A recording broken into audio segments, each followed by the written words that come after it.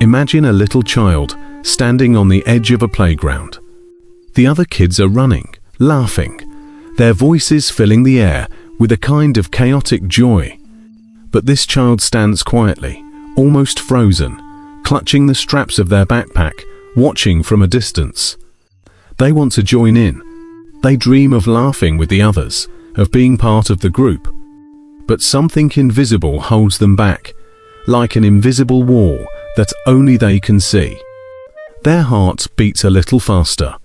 Their palms grow warm. And though their body wants to move, their voice whispers, "Stay still. Don't risk it." That is the quiet world of a shy child.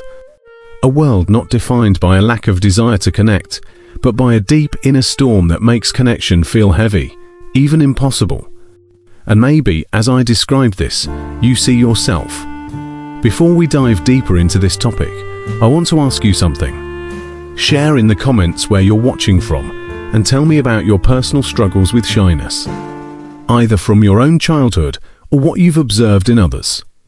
Now, put your device on full screen and stay with me till the end, because there's so much to uncover here. And I promise you will walk away seeing shyness in a completely new light. The psychology of a shy child is not a story of weakness. It's a story of hidden strength, of invisible battles, and of a sensitivity that is often overlooked in a noisy world. To understand it, we need to first understand what shyness actually is. Shyness is not simply a personality trait, nor is it a permanent label.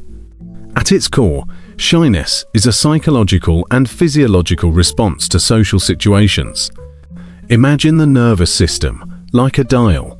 Some children have theirs turned up a little higher. When faced with uncertainty, when eyes are watching them, when words are about to be spoken, their nervous system lights up. Their body reacts as if the situation is dangerous, even though logically they know it isn't. And yet the body doesn't always listen to logic. This is why shy children often describe their experience not just in emotions, but in sensations. Heart racing, cheeks flushing, a lump in the throat, a heaviness in the chest. But here's the paradox. Shy children often crave connection just as much, sometimes even more, than their outgoing peers. They want to belong. They want to speak. They want to laugh freely, but in that moment of possibility, the fear of judgment, the fear of not being enough, rises higher than the desire itself. It's not that they don't want to step forward. It's that their psychology makes the step feel 10 times heavier. And this is where the philosophical layer emerges. Because isn't it interesting that the very thing shy children long for, connection, is also the very thing that feels most threatening? It's as if life sets up a paradox for them to wrestle with. The heart pulls them one way, the fear pulls them another. That tension shapes them in ways that can last for years. Psychologists have studied shyness for decades, and one of the most fascinating discoveries is that it often has roots in both nature and nurture. Some children are born with a temperament that is more sensitive, their nervous systems more finely tuned to stimulation. Others develop shyness through experiences. Maybe they were teased. Maybe they felt overlooked. Maybe they grew up in environments where speaking up was unsafe. But in both cases, shyness is rarely random.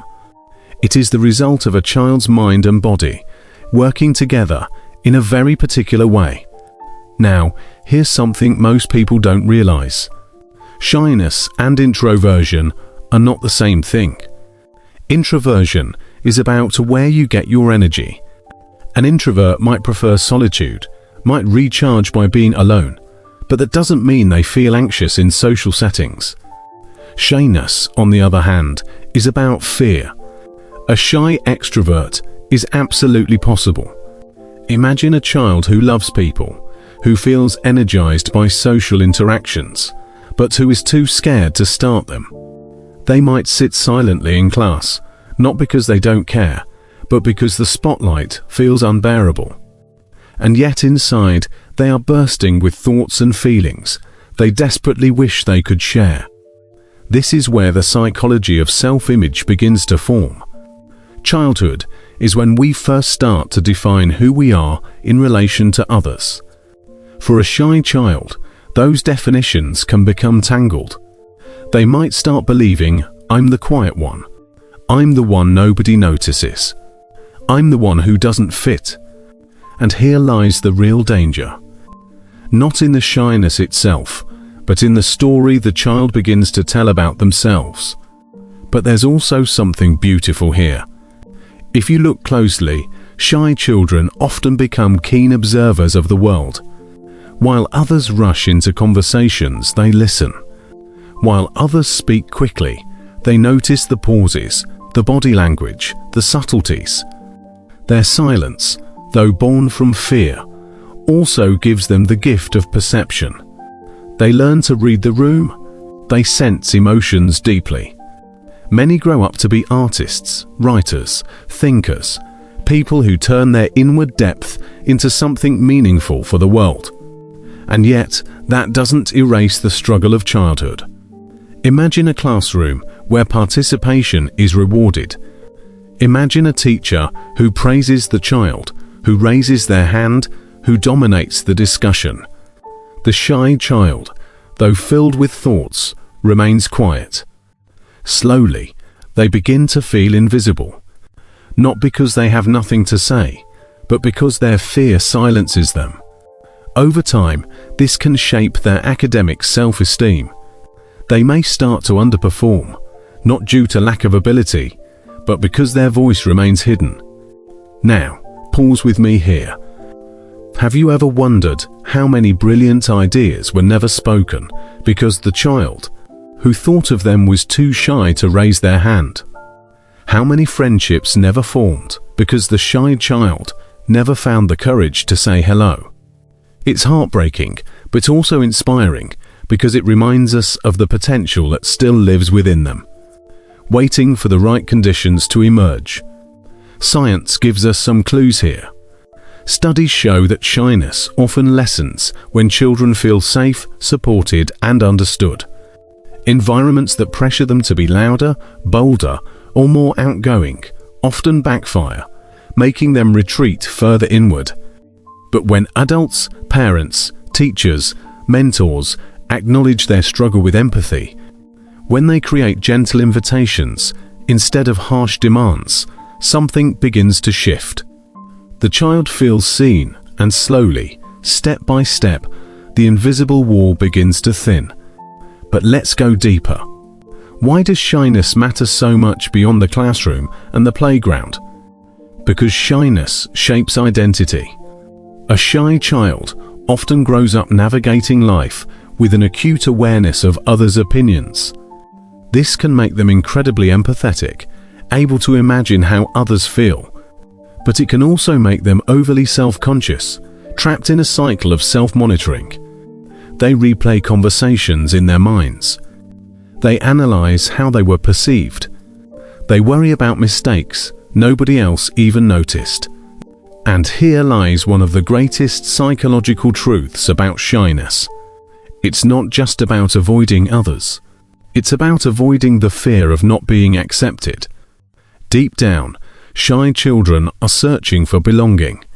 They are waiting for the world to tell them, you are safe here. You are enough as you are. Until they hear it, they often hold back. But let me ask you this. What if shyness isn't something to be fixed at all?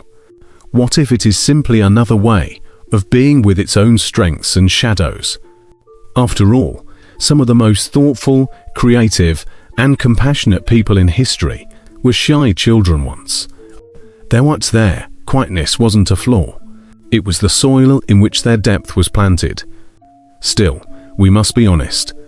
Shyness, left unacknowledged, can harden into patterns that follow a child into adulthood.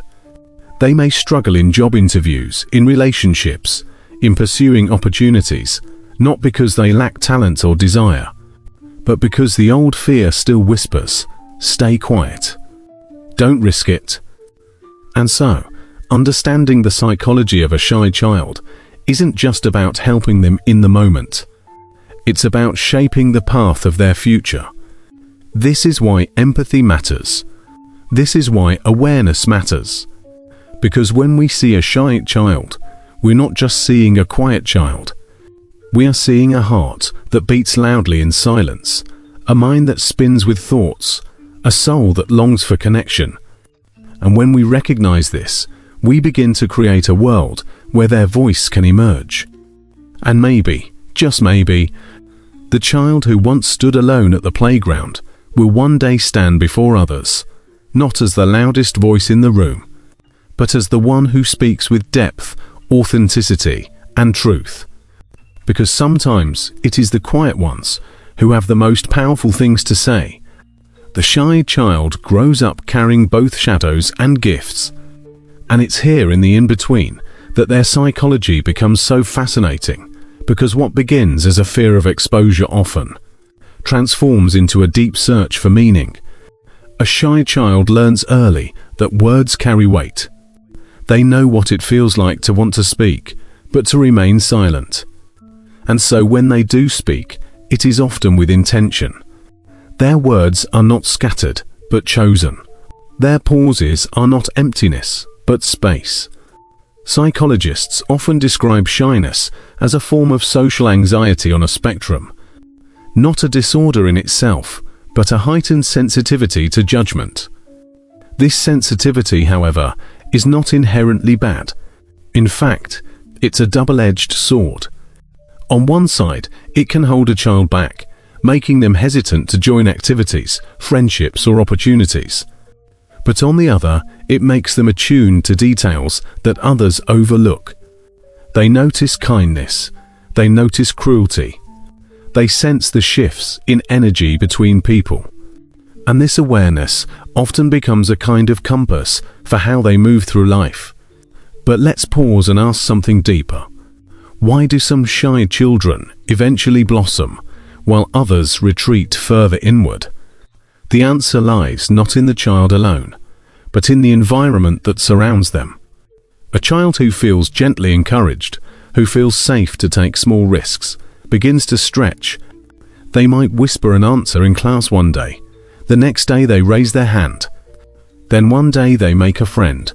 Each act builds a foundation of confidence stone by stone. But when a shy child is mocked, pressured, or shamed, the opposite happens. They retreat further. Their inner voice says, "See, I knew I shouldn't have spoken. I knew it was dangerous to try."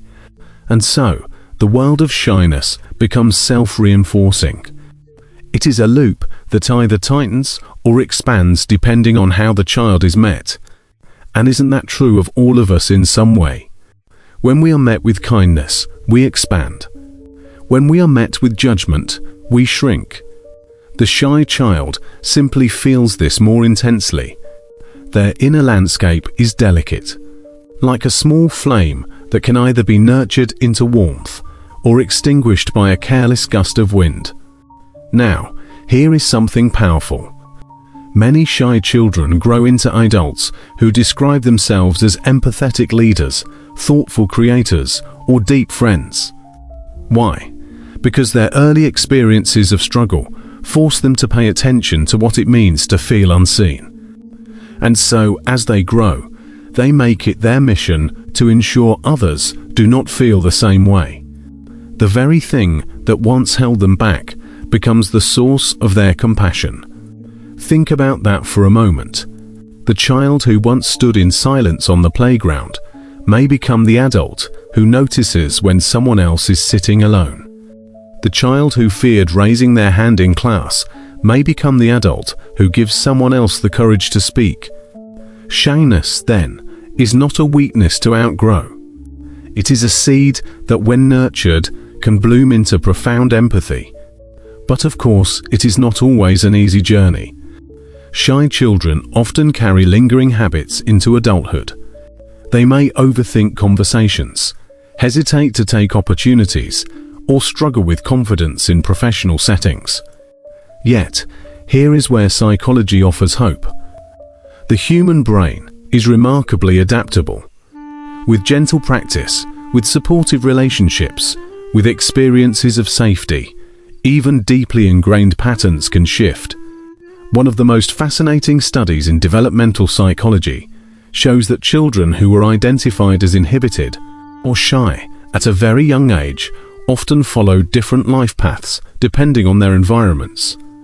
Some became anxious adults, hesitant and self-critical.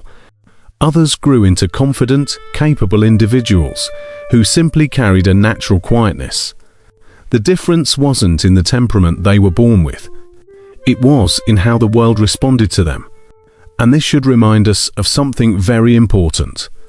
Shyness is not destiny. It is a chapter, not the whole book. The shy child has within them the potential for courage, connection, and growth. Sometimes that growth is slow, sometimes it's quiet, but it is always possible.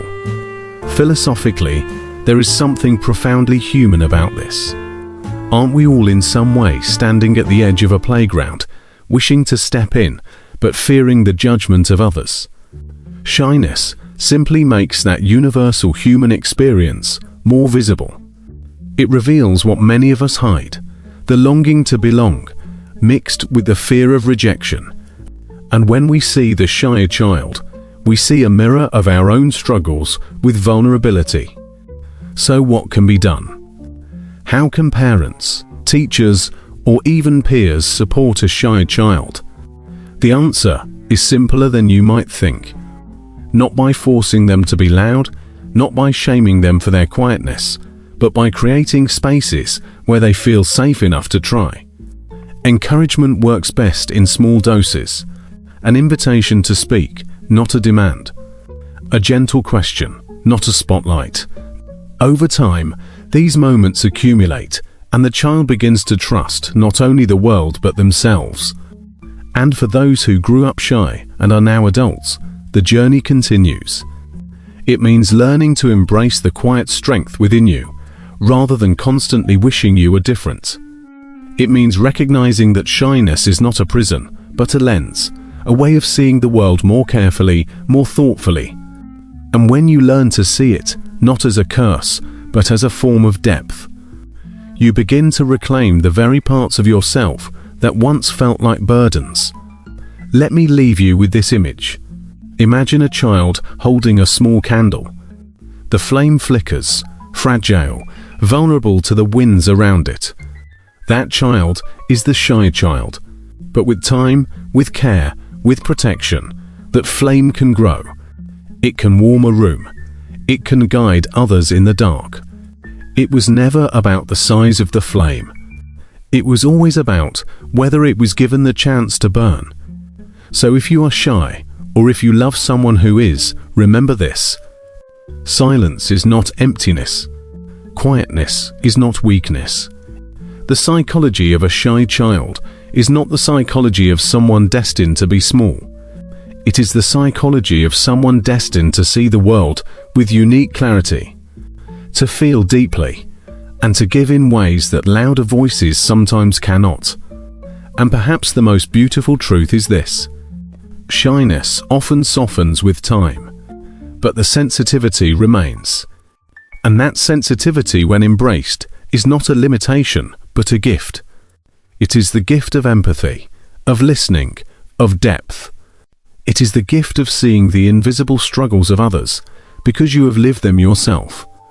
So the next time you notice a shy child, or the shy child still living inside you, don't see silence as absence.